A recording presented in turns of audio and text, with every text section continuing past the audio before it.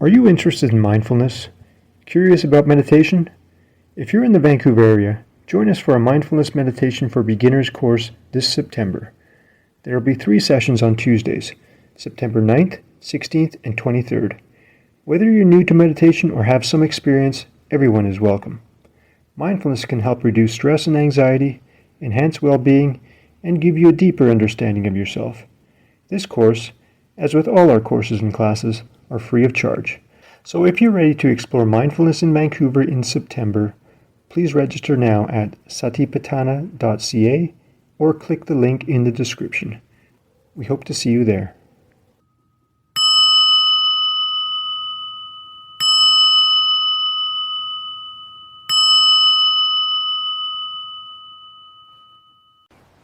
Namo tassa bhagavato arahato sama sambuddhassa.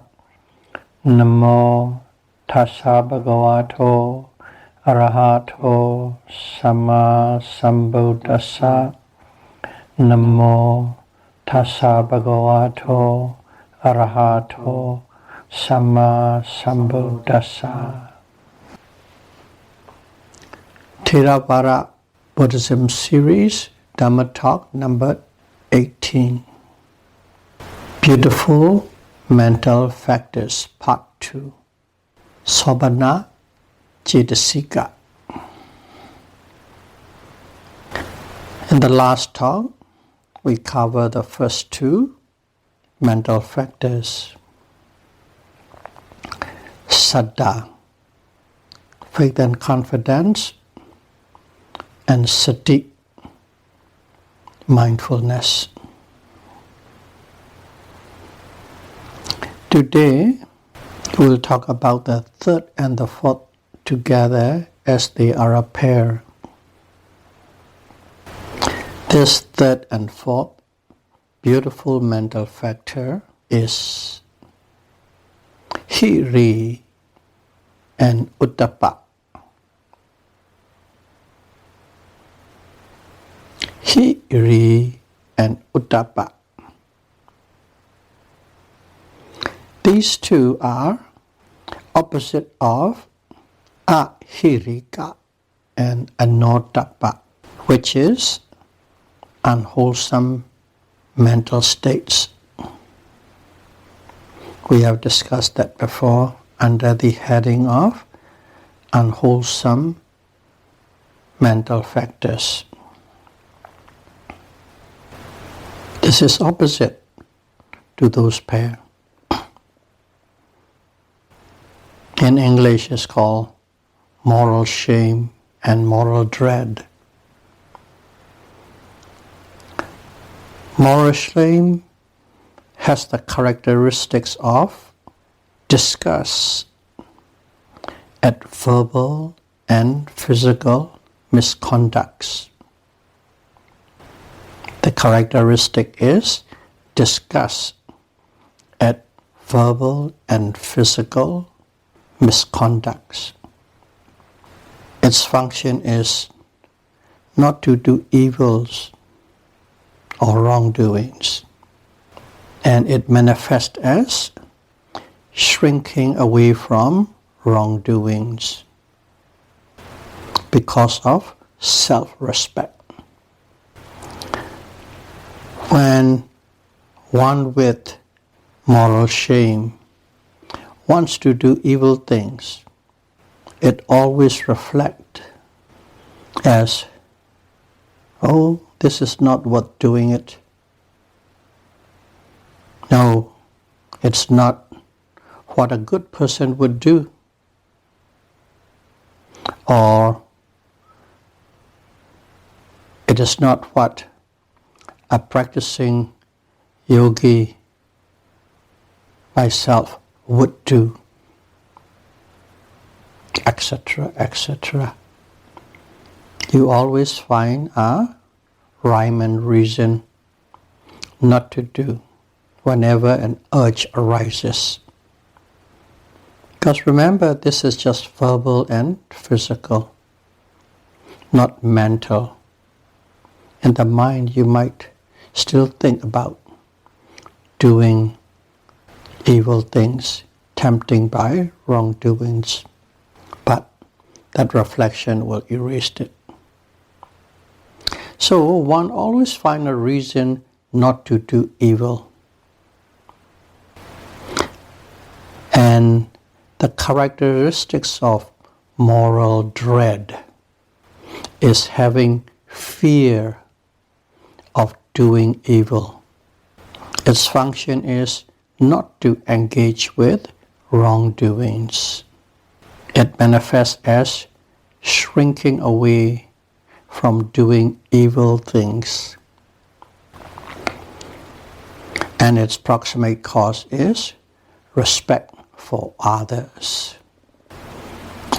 Something like, oh, if I do this, I will disgrace my family name. If I do this, I will disgrace the name of my teacher, my society. It is thinking about others, what and how it would affect by your doing evil things. Respect for others. If one is familiar with moral shamelessness and moral fearfulness, and it is very easy to understand what moral shame and moral dread is. It simply is the opposite. This hiri and ottappa, moral shame and moral dread, is also known as the guardian dharma of the world. Because these two dharma protect the world from falling into widespread immorality, chaos, and destruction, uncontrolled destruction. It protects. That's why it's called guardian dharma. Lokapala dhamma in Pali. It is also called or known as white dharma. White means pure, clean, clear, spotless. That's what white represents. This verbal and physical actions. Okay? Because of this dharma, verbal and physical actions are spotless and wholesome. That's why it is called white dhamma. Only kusala karma, wholesome actions, can and will arise in a yogi who observe this pair of dhamma. That is number 3 and 4. Hiri and ottappa, moral shame and moral dread. The 5th beautiful mental factor is called alobha. We are all familiar with the word lobha, and it added a in front. It's called alobha. R is the negation of whatever what that follow. It is translated as non-greed, non-attachment. So it is the opposite of lobha, opposite of greed. It is the non-adhesion or having no desire or non-desire, non-adhesion or non-desire of the mind to an object. The mind doesn't have any adhesion to the object, doesn't want it, have no desire for it. Like something like that one has no desire or wants to have a disposed excrement. Or like water droplets do not adhere to a lotus leaf. If the water falls on it, it rolls off. It couldn't stick. Just like that. Even though one is in contact with many objects, which is natural, one has no desire to belong any of those objects. Doesn't want to have it, he doesn't want to own it. One does not take more than what is needed to exist. That's it. Just a simple small amount so that you can keep on living. That's alobha. Once you have true and full alobha, that's how a person becomes. Does not need or want anything more than what is needed to exist. Its function is not to have hold of something, or in other words, letting go. Its function is to let go or not to have hold on anything. One cannot give anything unconditionally if one is holding on to something. If you have a hold, you cannot give, you cannot let go of it. It manifests as a lack of selfishness and detachment. Manifests as detachment. That means you have no selfishness. But be careful. Alobha, non-greed, is not an absence of greed. It's not simply an absence of greed. Actually, alobha is a virtuous state of mind. Like something like generosity. That's alobha. Something like renunciation. That's alobha.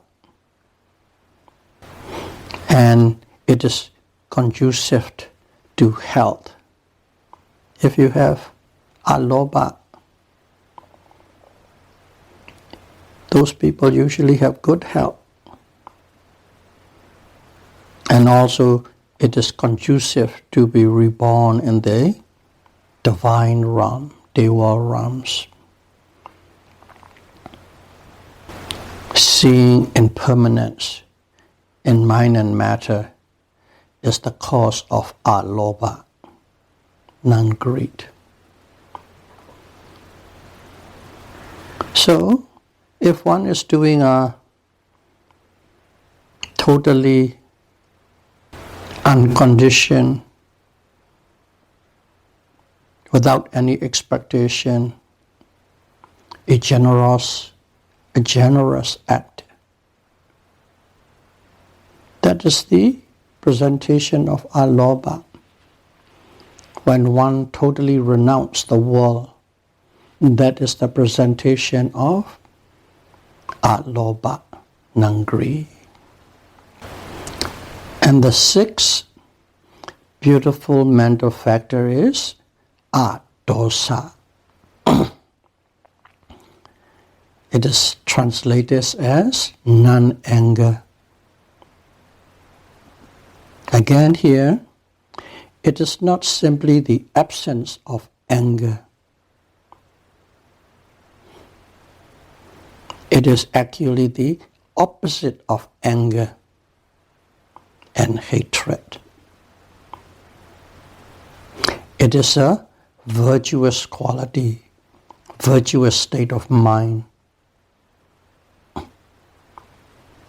And this adosa, non-anger, and dosa, anger, cannot coexist. If one is there, the other one is absent. Its characteristics are not having rough and tough edges of mind. The mind doesn't have rough and tough edges. Smooth, polished, or its characteristics can be said as a state of non-opposing.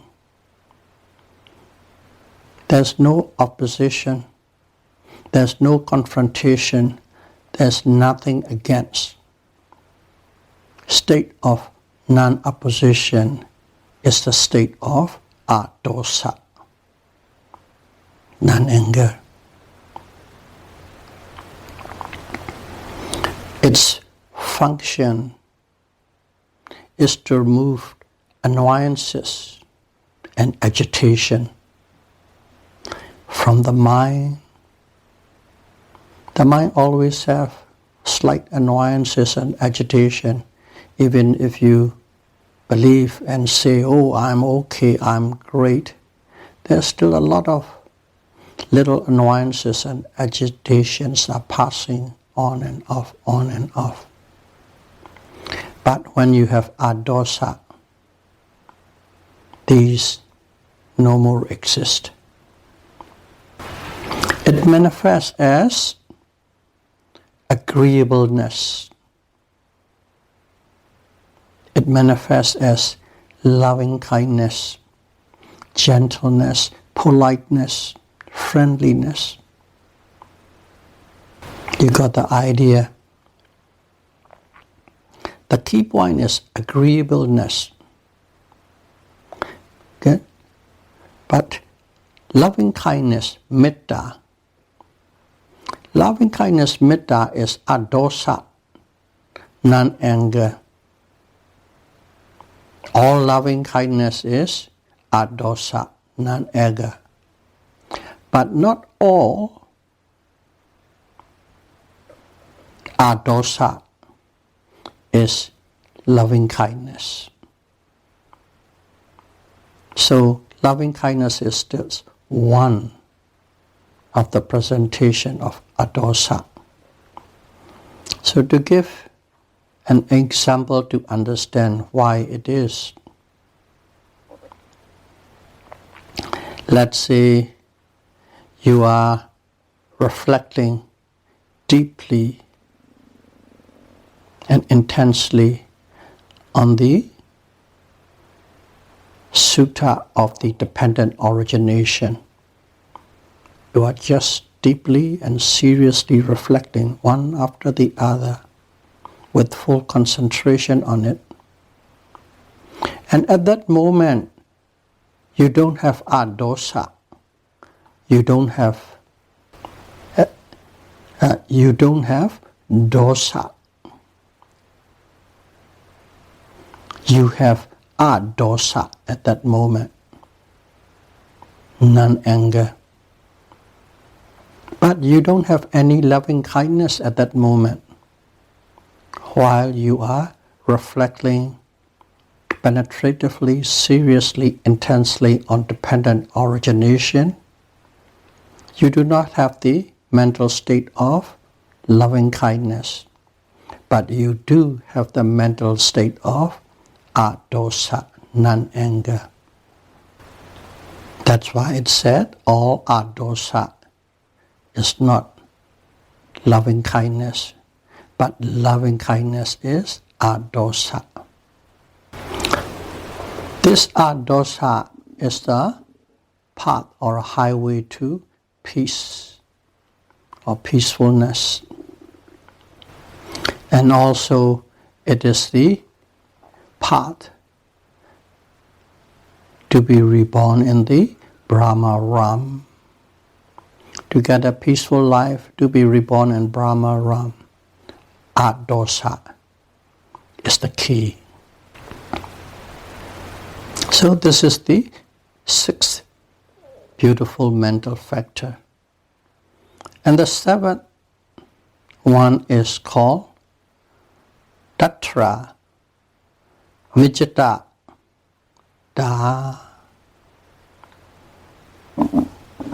Tatra-majjhattatā.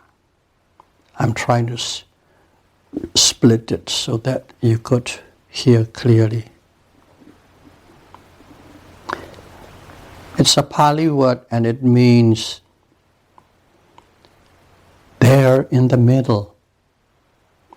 There in the middle. It is a mental factor, Cetasika. As a mental factor, it means neutral, impartial, in the middle. As a mental factor, that word means neutral, impartial, in the middle.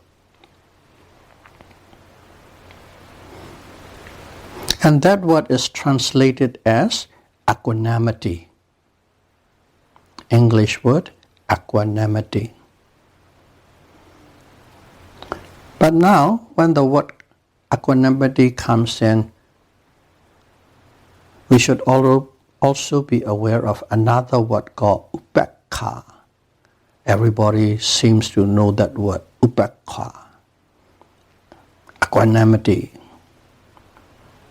So upekkha is another Pali word which is translated as equanimity. Tatra-majjhattatā is also equanimity. Two different words, but have the same sense of the meaning. But one need to be careful because the word upekkha can also mean indifference. It can also mean neutral feeling, vedana, neutral feeling, which means it is neither pleasant feeling or unpleasant feeling, neither pleasant or unpleasant, neutral feeling. But upekkha is feeling. It can also mean indifference. It can also mean neutral feeling. And also it means neutrality, impartiality of mind. Neutrality and impartiality of mind. So three different meanings can be rendered from the word upekkha. But tatra-majjhattatā is one meaning, straight, right in the middle, impartial, nothing else. This tatra-majjhattatā is a balance, detached, and impartial state of mind.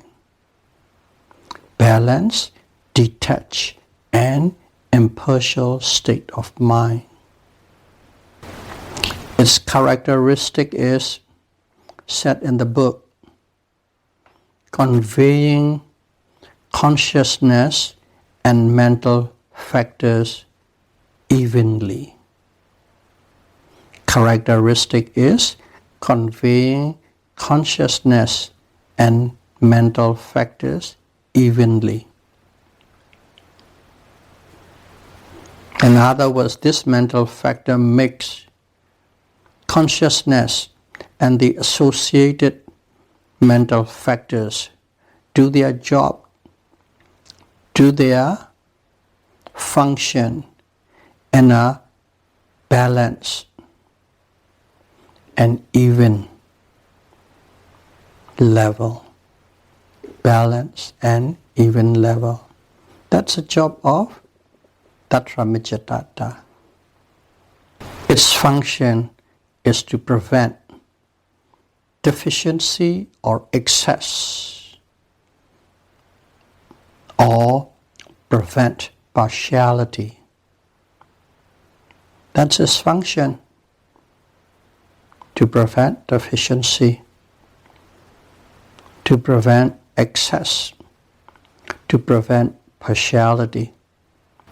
You can call it, it is the supervisor and regulator of consciousness and mental factors that are arising together. It supervises and regulates so that everybody is working evenly in a balanced way and an impartial way. And it manifests as neutrality. One of my teachers compared this to a car in a cruise control mode. In a cruise control mode, you don't really have to give much attention, but the car is running steadily and regularly and evenly. Steady, no faster, no slower, no excess, no deficiency. That is tatra-majjhattatā, equanimity. So we have discussed so far 7 beautiful mental factors. And the Buddhas mentioned right outset of the 52 mental factors, these 7 beautiful out of 25 beautiful mental factors.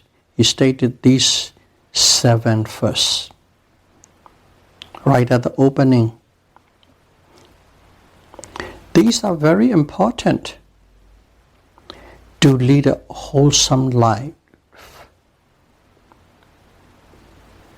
If you want to live a wholesome life, these are vital. Without saddha, faith and confidence, no wholesome nature or wholesome actions start to flow towards the noble domain, Ariya domain. That's where they start. Saddha, first and foremost. And then second one, the sati, mindfulness. Without it, one would not know how to properly navigate amid mental defilements. Wholesome, unwholesome, alobha, adosa, moha. These are the roadblocks. And sati gives you the power to navigate through those with skill. And also, Buddha reminded us that life is not all about self-interest and self-benefit. Okay? Of course, we are all practicing to be free from all form of suffering. Sounds like very selfish act. Sounds like. But Buddha reminds us that life is not all about self-interest and self-benefits, but it is an interconnected world. And how did he let us know that it is an interconnected world? All are related. Just by planting this, the guardian dharma of the world, hiri and ottappa. Hiri and ottappa. Moral shame and moral dread shows us that you are not alone. You must work with others. You must work for others. Self-interest and others' interest has to be one. Those two dharma. That's how Buddha taught us that we are interconnected, interrelated, one for all and all for one. Then, to perfect this world, he taught us how individuals need to develop the states of alobha, non-greed, states of adosa, non-anger, and the impartial state of mind, tatra-majjhattatā. We have to develop these three for individually, because other people cannot do it for you. You must do it for yourself. Those are the 7 mental factors. The first 3 mental factors, saddha, sati, hiri, ottappa, the first 4 mental factors. It affects the whole human race, to keep the human race in a beautiful order. And the remaining 3, alobha, adosa, and amoha, it affects individually. But once it affects individually, that spills over to the society, because how you are, how you behave, whether you are greedy or whether you are angry, or whether you are not greedy or angry, or whether you have prejudice and favoritism, or whether you are impartial, affects the society. Yes, the first 4 directly affect the whole human race. The second 3 is for individuals, but again, in turn, it affects the society. That's why Buddha put up these 7 beautiful mental factors right at the opening onset. So may all of you be able to practice and develop these 7 beautiful mental factors and keep yourself and the world in peace and harmony as soon as possible. Sadhu, sadhu, sadhu. Thank you very much.